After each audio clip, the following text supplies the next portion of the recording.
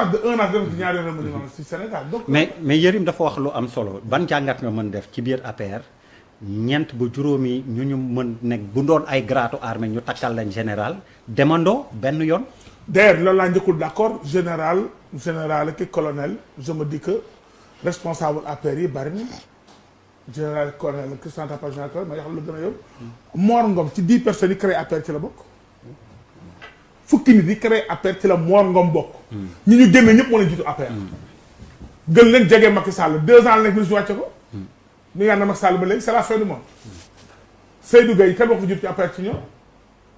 kan moo jiitu Mbaye Ndiaye APR ci ñoom.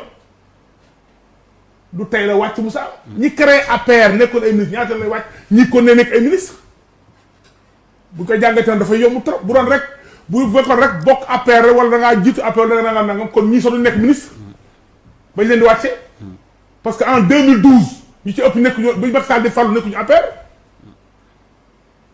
donc je pense que du loolu. nekkul ci affaire APR man mënu ma colonel la que bu ñu wax général soo ma nee Mor Ngom colonel la je suis d'accord. boo ne Mbaye Ndiaye colonel je suis d'accord boo ne Cissé Lo colonel je suis d'accord ba ma ne nangam nag ndax ñoo dajaloo mu metti loolu ñu ànd ak Macky Sall xeex ak Abdoulaye Wade créer seen parti mu ndaw ñu jóg proposé ko réew mi donc loolu dafa yomb trop ni analyser. Moi je pense que li fi am leen rek la. un gouvernement que Macky Sall a choisi en 2012 ñi nga xam ne nekk ñoo ministre. def na ñaatoon gouvernement ñi ci nekk yëpp à part Aly Ngouille Ndiaye nekk ñoo ministre. gouvernement nekk am na fi ñu bokk. gouvernement am na fi ñu ñàkk a bokk donc bu tey amaatee ñoom ñu ñàkk a bokk mais lu suñu borom dogal noonu la état bi doxee gisuma ci loo xam ne c'est extraordinaire dara am fi. Macky Sall moo jël ab yor parti bi jiite ko ñu jiital ko Sénégal yi am ci confiance jamono bu nekk mu seet ñi nga xam ne yaakaar ni ñii mën nañu doxal ànd naa li mu bëgg wala mu jëm fa ñii la yaakaar ne ñoo ci ànd mu ànd caa ñoom. maintenant tour ñun ñëpp ñu def jàkkaarloo tous les jours. mais bokkuñu ay tur am na ñu gën a siiw ci jàkkaarloo am na ñoo xam ne gën a nekk fu mbooloo nekk am ku gën a siiw am ko loolu ci sunu may c'est individuel c'est personnel. mais ça ne veut pas dire ni yaay patron jataay ba ça ne veut pas dire ni yow yaa nekk au-dessus de tout le monde. je pense que li am solo Macky Sall jël na gouvernement en 2012 formé na ko. am na ñu foroon boobu la ñuy formé gouvernement am na ñuy dem am na ñuy et heure bu dem amee ça fait très mal.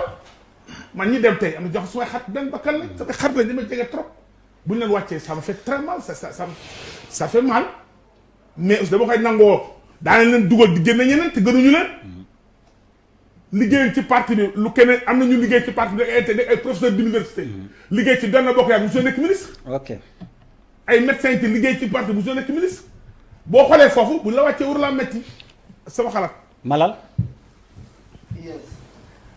bon man peut-être li may njëkk a wax mooy Idi xawma lan lay wax waa koñ ba quoi parce que waa koñ ba quand même il faut que. nga ni Malal j'ai pas entendu. xawma lu muy expliquer waa koñ ba quoi xam nga am na ay affaires yoo xamante ne boo ko defee après tu auras des problèmes pour rentrer koñ ba quoi. ah dinañ ñëw ci Idi. comme boo demee ni match nawetaan ñu tegal la penalty final décisif nga raté ko. doo mën a ñibbi koñ ba. Malal dëgg la. ñu teg non. Malal dinañ mooy li daloon voilà li daloon may ma li daloon grand Omar Diouf final bokk jom non li daloon grand kii la sax quoi grand Badiane la xaw ma laay géja final jaxaay bokk jom grand bi raté penalty dernière minute. mu raté penalty bokk jom ngaña jaxaay grand bi muy ñibbi dafa yëri koñ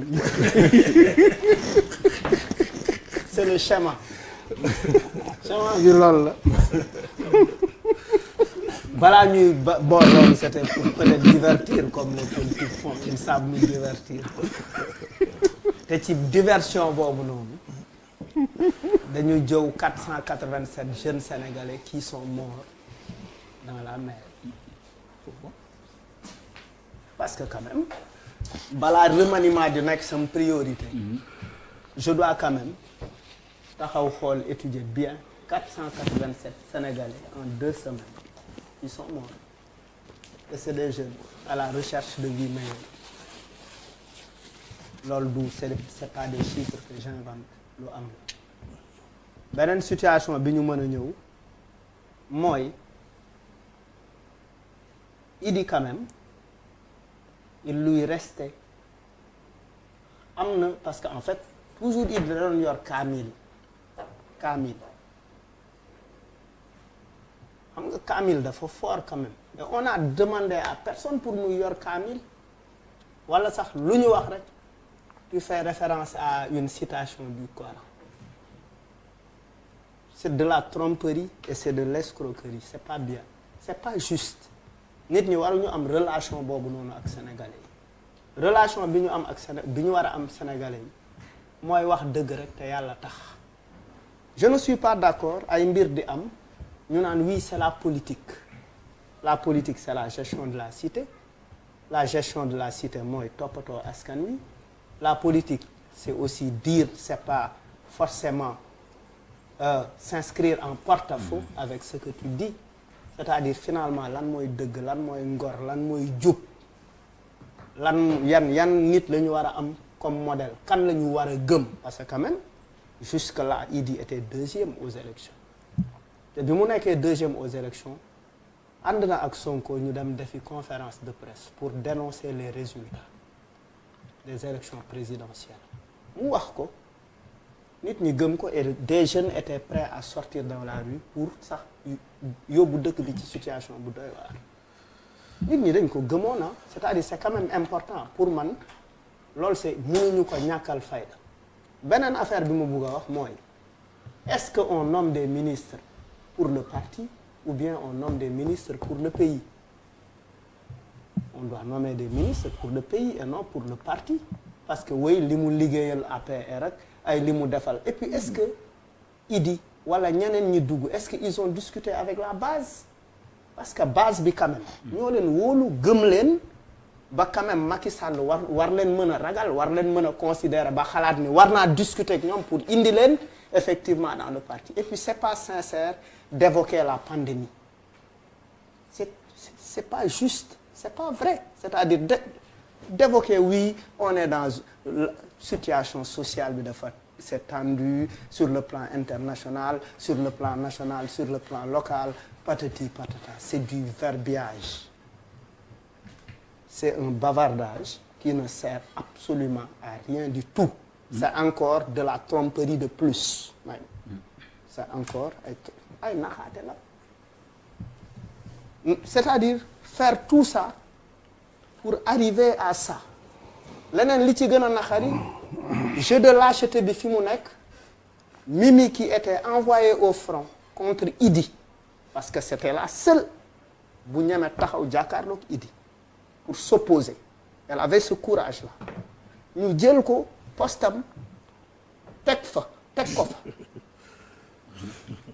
ko fa c'est de l'humiliation man sama yoon ci ay affaire u parti si beneen affaire bi ci topp. C'est faux. Non dig ma déglu de. C'est faux. dig ma C'est un déglu vrai de. politicien. C'est de l'humiliation beneen affaire bi ci topp. Oui, Amadou Ba qui a quand même utilisé toutes les formes normales pour dire que oui, pour dire montrer aux gars que man mën nga ma wóolu.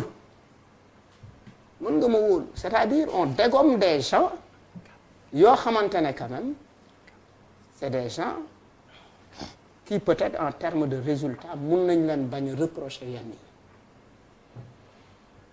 ci wàllu liggéey mun nañ leen bañ a reprocher yenn yi ci wàllu liggéey c'est-à-dire au nom de quoi on enlève El Hadj Diouf dugal nga ko teene mu taal 2 buts nga ne match bii di ñëw El Hadj Diouf du jouer te tànkam mettiwul amul entorse cheville bi mettiwul amul problème mu genou nga ne du football. mais loolu la ci leer entraîneur bi dugal ak. non génn déedéet xamul ko ci sorti yëgoo ko. non entraîneur bi waxu ko de c'est-à-dire li ci garaaw mooy ngay jël ñi nga xamante ne ñoom nga doon xeexal indi leen dugal leen ci parti bi dugal leen effectivement ci affaire nguur gi te am na sax ñu naan effectivement way il paraîtrait que gars yi dañu am ay bor. ku am ay bor boo ko dugalee si nguur muy boo ko dugalee dénk ko kees askan wi ngay lor mooy doole askan wi lay fay ay boram ci li ma yaakaar pour man on doit quand même, les Sénégalais méritent d'être respectés. Et dans cette histoire quand même, maintenant il est clair que li nit ñi doon bañ jamono yële l'opposant de fait Bouba di ko wax Malal di ko wax Yirim di ko wax ñeneen di ko wax le vrai opposant c'est Sonko. Ouais. Tu as brassé très large, merci beaucoup.